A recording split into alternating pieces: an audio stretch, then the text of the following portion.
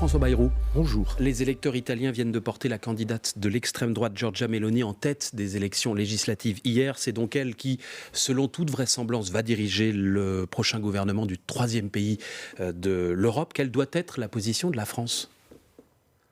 D'abord, la France est co-signataire des traités qui ont fondé l'Union européenne. Ces traités ont un aspect diplomatique, un aspect économique, commercial et un aspect des droits fondamentaux. Et donc la France est co-responsable du respect par quelque gouvernement que ce soit des droits fondamentaux. Y compris par exemple de l'IVG, si jamais elle le remettait en cause ? Vous avez entendu, la Première ministre a dit que, évidemment, c'était forcément une préoccupation. Vous sentez bien l'espèce de vague de dérive qui existe dans toute l'Europe. On vient de voir la Suède. La Suède, le temple de la social-démocratie, qui vient de choisir un gouvernement, non pas d'extrême droite, mais à la tête d'une coalition dans laquelle est l'extrême droite, alors qu'en Italie c'est différent, c'est l'extrême droite qui est à la tête de la coalition, mais vient de faire ce choix. Je crois qu'il y a une très grande inquiétude chez les peuples et à laquelle il faut répondre, une inquiétude qui tient aux questions d'identité, de leur identité, et une inquiétude qui tient aussi aux difficultés que la démocratie, dans ses structures et dans ses modes de décision, dans la manière dont elle fonctionne, peut répondre aux attentes qui sont parfois brûlantes des peuples. Je suis persuadé qu'on peut trouver le moyen, c'est le sens de mon engagement, je suis persuadé qu'on peut trouver le moyen de gouverner avec les peuples. Vous voulez dire que le Conseil national de la refondation est une réponse à l'extrême droite et au populisme ? C'est l'intuition du président de la République, c'est lui qui a voulu ça. Et je crois qu'il y a dans cette intuition quelque chose d'absolument juste. Les institutions ne suffisent pas pour prendre en charge les attentes profondes des peuples, des citoyens et de la communauté des citoyens. Ça ne suffit pas. On ne sait pas très bien faire fonctionner ces capteurs, ces antennes qui doivent être les élus et après se transformer en décisionnaires. On ne sait pas très bien le faire fonctionner. Ça prend un temps infini. L'administration est évidemment beaucoup plus lente à bouger que les décisions politiques elles-mêmes. Et cette inquiétude-là, il est juste qu'elle soit prise en compte par des démarches nouvelles. Et le Conseil national de la refondation, le CNR, que le président de la République a voulu, dans laquelle il m'a demandé même, François Bayrou, de jouer un rôle de coordinateur, c'est une réponse. Mais c'est une réponse, vous voyez bien, comme elle est pensée. C'est une réponse qui s'adresse à l'ensemble de la communauté des citoyens et pas seulement aux institutions. François Bayrou, ce qui se passe, vous l'avez souligné en Suède, en Italie, cette union des droites, est-ce qu'elle est possible en France ? Est-ce que vous craignez qu'elle arrive en France ? Et donc, qu'Emmanuel Macron soit succédé de Obama Marine Le Pen. français, comme on disait ces derniers jours, c'est-à-dire le dernier président avant le saut dans le vide. Excusez-moi, moi je n'ai peur de rien, je n'ai pas peur. La peur est un mode de fonctionnement, disant j'ai peur de ceci ou j'ai peur de cela. Bon, ça peut arriver. C'est pas mon mode de fonctionnement, mais ça peut tout à fait arriver. Ça peut tout à fait arriver et ça sera quelque chose d'extrêmement négatif. Jamais dans l'histoire, et jamais dans l'histoire des peuples, une orientation extrémiste n'a apporté du bien-être, du bonheur et de l'épanouissement à un peuple. Jamais. La seule chose qui apporte de l'épanouissement à un peuple, c'est des projets et des réponses équilibrées. Équilibré et sensible, il faut les deux. Des projets équilibrés et de la sensibilité pour savoir ce que les concitoyens ressentent profondément à titre individuel, personnel, en famille, et ce qu'ils ressentent en tant que peuple, ce qui n'est pas tout à fait la même chose à mon avis. Julien Bayou, François Bayrou. Merci. Justement, Julien Bayou. On va parler des retraites dans quelques minutes. Je voudrais d'abord qu'on s'arrête sur les affaires qui sont en train de secouer plusieurs partis politiques. Le dernier élément, c'est la démission ce matin de Julien Bayou, qui annonce qu'il rend sa casquette de patron des Verts. Julien Bayou, accusé par une ex-compagne de comportement de violence psychologique, sans dépôt de plainte, sans main courante, sans même qu'il ait été pour l'instant entendu par la commission interne des écologistes, tout comme d'ailleurs son ex-compagne. Est-ce que pour vous, c'est la bonne décision qui a été prise et surtout quelle doit être la règle dans les partis? Alors, il y a beaucoup de questions dans votre question. Si quelqu'un s'est rendu coupable de ces pressions, de ces prises en otage dont on parle, alors il est normal que les conclusions en soient tirées parce que il y a dans la fonction politique quelque chose qui est aussi d'exemplarité. Qui doit le déterminer? Alors attendez, première chose, je veux... Deuxièmement, je ne connais rien de cette affaire. Et apparemment, vous non plus. Personne. Lui-même dit qu'il ne sait pas, lui-même dit qu'il ne connaît pas les faits dont il est accusé. Personne n'en sait rien. Alors, le procédé qui consiste à aller sur un plateau de télévision pour mettre en accusation quelqu'un de son propre parti, alors qu'on n'a aucun élément de preuve... Vous parlez de Sandrine Rousseau, là ? Oui, il y a quelque chose d'inquiétant dans tout ça. Cloué au pilori, jeter à la vindicte sur la place publique quelqu'un qui, de surcroît, est de son propre parti, comme s'il y avait une entreprise au fond, une entreprise robespierriste, comme on aurait dit à la Révolution française. Coupeuse de tête. Une entreprise de terreur. Alors oui, je pense que il y a là, dans la société médiatique et politique française, quelque chose qui va dans une direction très inquiétante.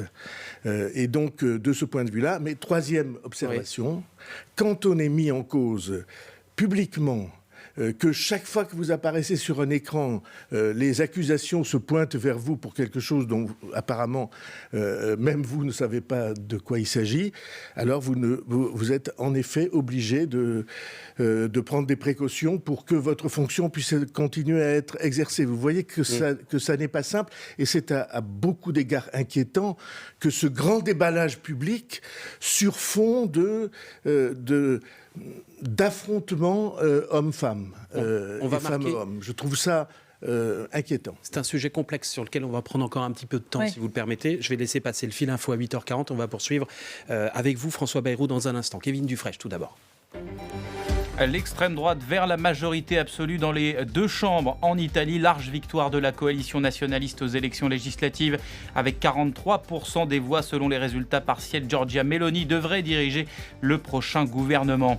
La réforme des retraites est prioritaire. Les mots d'Elisabeth Borne ce matin, invitée de BFM TV, elle confirme qu'il y aura un décalage de l'âge de départ à la retraite. Sur la méthode, ce sera décidé d'ici la fin de semaine, dit la Première ministre.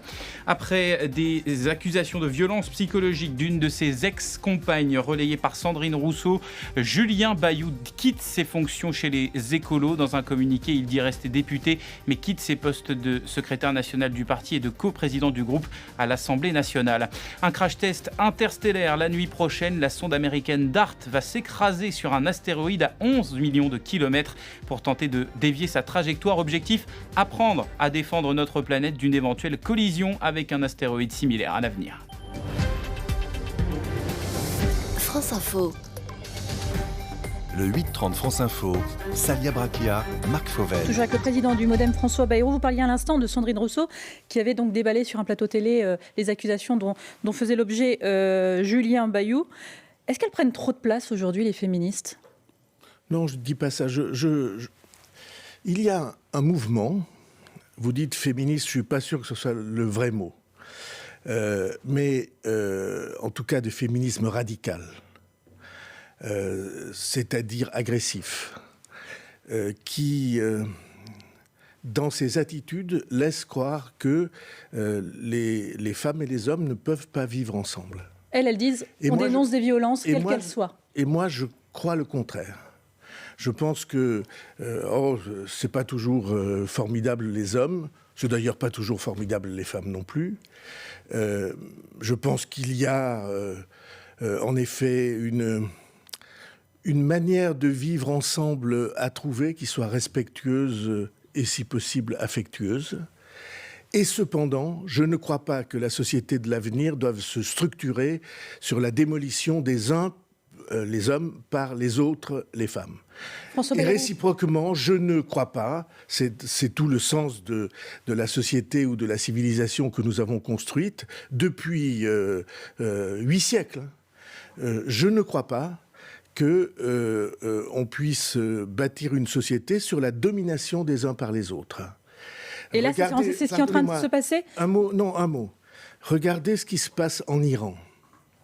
Vous avez aujourd'hui un mouvement absolument admirable de courage, de femmes qui, parce qu'elles ont vu une de leurs jeunes sœurs, 21 ou 22 ans, tuée par la police, parce qu'on voyait ses cheveux, à peu près, si vos informations sont justes. Et vous avez des milliers de femmes qui viennent braver cette autorité dictatoriale en disant « nous ne sommes pas réductibles à notre voile. Nous ne sommes pas... on ne peut pas nous ramener à cette condition-là où il faudrait qu'on se cache pour échapper au désir de l'autre. » Pourquoi vous parlez de ça maintenant ? Vous voulez dire quoi quand vous parlez de l'Iran, que le vrai patriarcat, il est là-bas et pas ici ? Oui, bien sûr. Mais encore une fois... Mais qu'il n'y a pas une forme de patriarcat chez nous aussi ? Sans doute. Je crois que l'espèce humaine est faible. Et dans l'espèce humaine, les hommes, peut-être, ont leur faiblesse particulière, et les femmes aussi. Mais le vrai combat, aujourd'hui, regardez ce qui se passe en Afghanistan. On a interdit aux femmes de sortir et aux jeunes filles et aux petites filles de recevoir l'éducation, d'aller à l'école, pour l'émancipation. Ça, c'est un combat. Là, c'est quelque chose d'absolument majeur. Et c'est vrai. C'est-à-dire que dénoncer les violences dans le cas Catédin ou dans le cas Julien Bayou, pour vous, c'est pas aussi fort. Quand il y a violence, il est nécessaire de trancher contre les violences. Mais quand on n'a pas d'éléments non seulement de preuve, mais de précision, faire de la télévision le tribunal universel ou des réseaux sociaux, le tribunal universel sur lequel on va proposer que soit mis en accusation, condamné et éjecté de la vie publique sans preuve et sans accusation, il y a là quelque chose qui, moi, ne me rend pas heureux. François Bayrou, il y a tout juste 8 jours, vous avez lancé un avertissement au gouvernement en disant que s'il dégainait un amendement dans le projet de financement de la Sécu pour faire passer la réforme des retraites, ce serait un passage en force. C'est un mot qui a fait la une de tous les médias pendant 48 heures. Est-ce que vous avez été entendu ou non par Emmanuel Macron ? On le saura cette semaine, comme la première ministre Elisabeth Borne, qui est venue devant 2 journées parlementaires, l'a dit. C'est-à-dire Emmanuel Macron ne vous a pas répondu ? Vous ne lui avez pas parlé depuis ? On se voit cette semaine. Et donc, depuis 8 jours, il n'a pas pris le temps de vous appeler ou vous n'avez plus... Non, on échange très, très souvent sur ces sujets-là, depuis longtemps. Mais là, vous y êtes allé fort. Et il a exprimé lui-même que la méthode devait changer sur les grandes réformes du pays. Oui, il dit aussi qu'il faut aller vite sur la réforme des retraites. Mais je peux signer la déclaration qu'il faut aller vite. Ce que j'ai dit ce week-end, et que je pense depuis longtemps, le président de la République s'est fait élire sur cette promesse que on allait désormais préparer les décisions par une réflexion partagée, ce qu'il a appelé le Conseil national de la refondation, avec toutes les forces du pays. Mais pourtant, vous le savez... Ne me dites pas mais avant que j'ai répondu. Non, parce qu'on a deviné la fin de votre phrase. Oui, non, mais l'une des options qui est sur la table, vous la connaissez, c'est passer par un amendement dans le projet de loi de finances de la sécurité sociale. Ça, c'est pas la concertation, c'est pas ce que vous venez de dire à l'instant. Et pourtant, c'est sur la table encore. François Bayrou. Laissez-moi poursuivre ma réflexion. Je pense que précisément quand une réforme est difficile, il faut que les Français soient associés à son élaboration. Aujourd'hui, il n'y a personne en France qui ait une idée claire, et même pas vous, des chiffres de la retraite.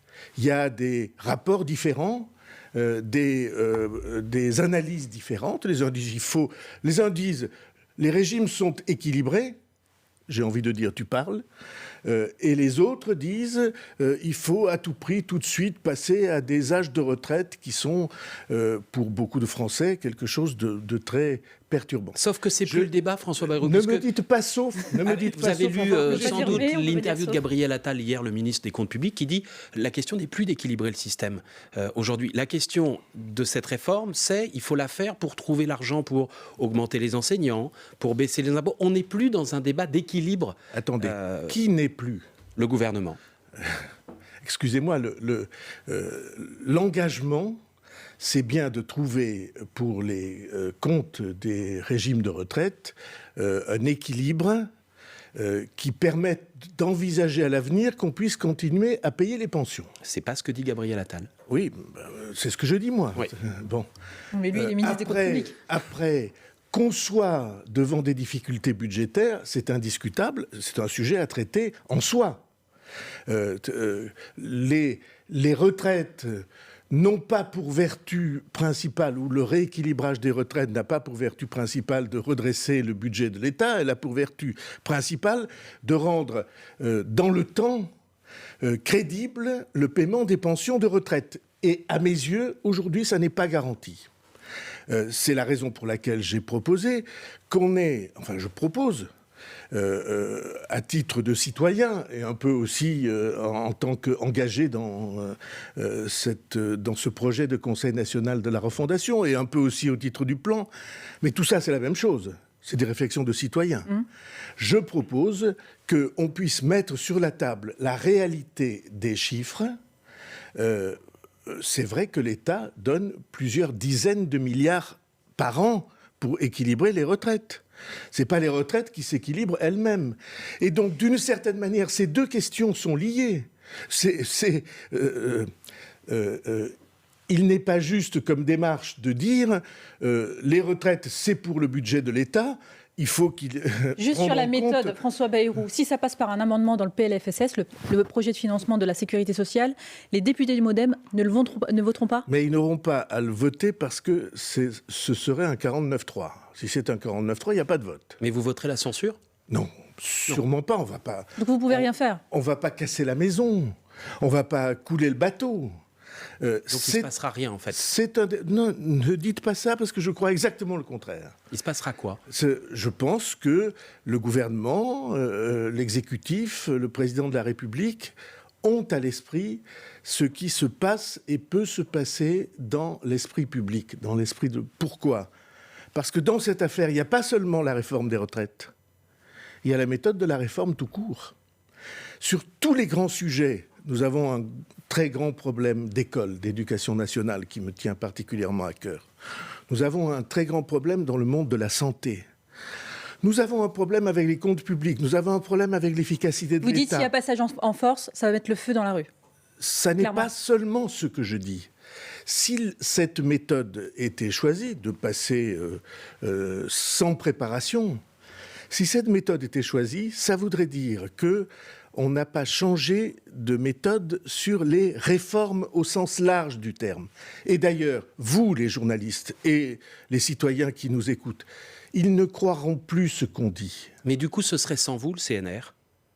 Ou vous continueriez tout de même à le diriger ? Je pense que si on choisissait cette méthode, ce que je ne crois pas, je suis persuadé que la réflexion va conduire à une démarche plus équilibrée. Mais si. Je pense que le CNR serait compromis. Tous les syndicats présents au CNR et c'était une réunion formidable. Tous ceux qui y étaient pourront vous le confirmer, il s'est passé quelque chose. Mais il s'est passé quelque chose à condition que tout le monde reste autour de la table.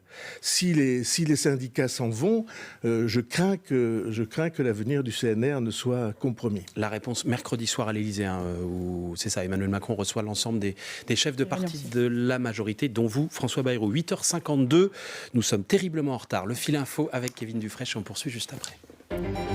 Le prix du paquet de cigarettes va augmenter comme l'inflation, annonce d'Elisabeth Borne ce matin, invitée de BFM TV.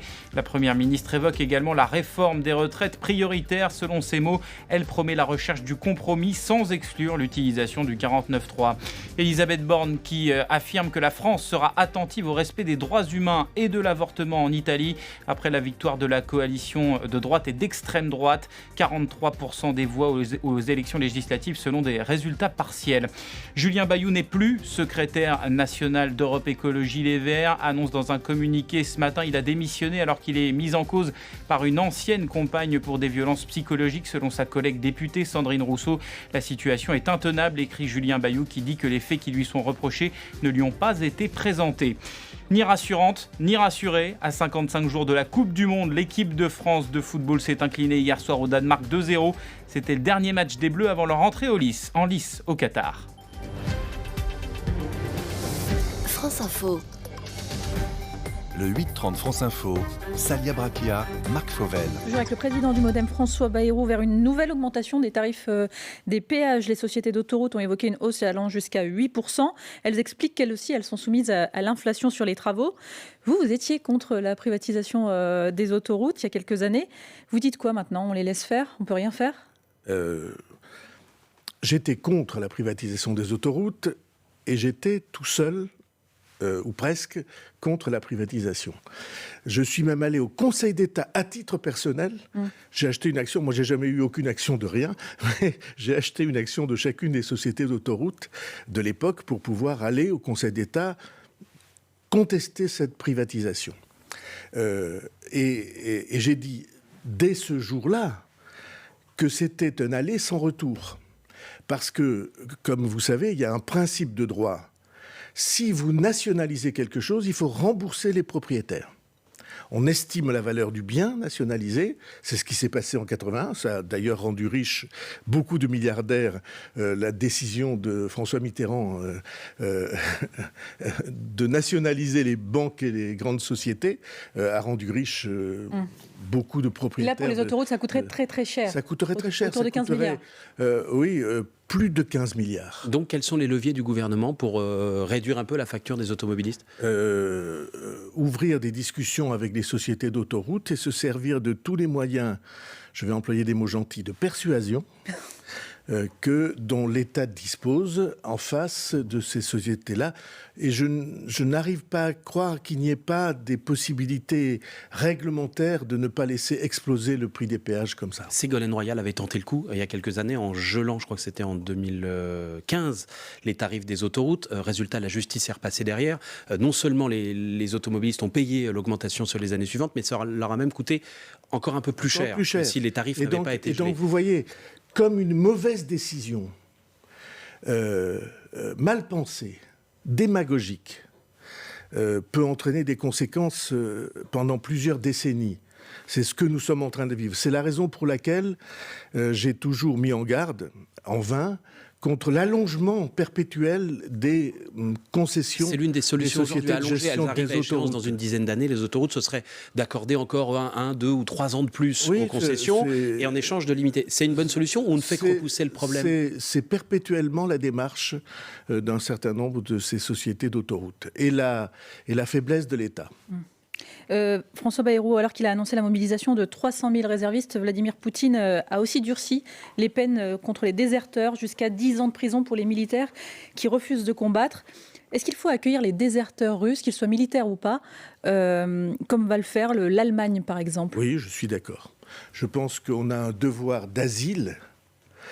Chaque fois qu'un événement très grave est causé par un État, et il est indiscutable que c'est Poutine et lui seul qui a décidé de cette guerre d'annexion de l'Ukraine, d'occupation et d'annexion de l'Ukraine.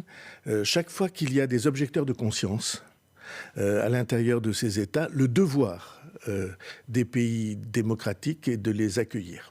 Les déserteurs uniquement ou tous ceux qui aujourd'hui fuient le régime ? On voit à la frontière entre la Russie et la Finlande, qui est la dernière frontière terrestre ouverte entre la Russie et l'Europe, que des gens qui se présentent là ne sont pas des hommes en âge d'aller combattre. Il faut qu'on que les États démocratiques, et notamment ceux de l'Union européenne, en parlent entre eux. C'est des décisions qu'il faut prendre ensemble et pas qu'il faut prendre séparément.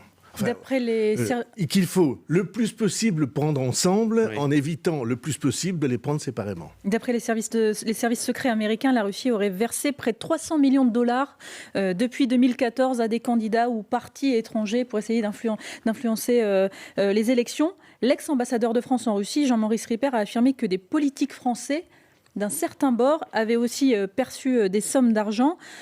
Est-ce qu'il faut ouvrir une commission d'enquête ? Il faut faire la lumière sur tout ça.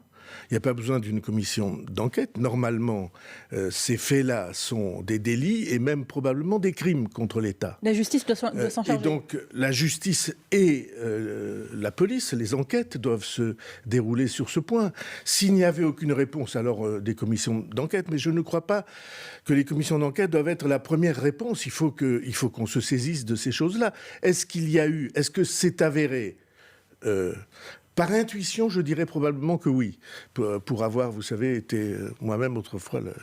Par intuition, ça veut dire quoi, par intuition, oui? Je n'ai pas de preuves, mais je pense que c'est ça que ça veut dire par intuition. Merci. François Bayrou, bonne journée à vous. C'est un peu abrupt. Oui, c'est un peu abrupt comme ça, mais on n'a plus le temps. Je suis désolé, ça mériterait d'en parler un tout petit peu plus. Mais voilà, merci à vous, bonne journée. Merci.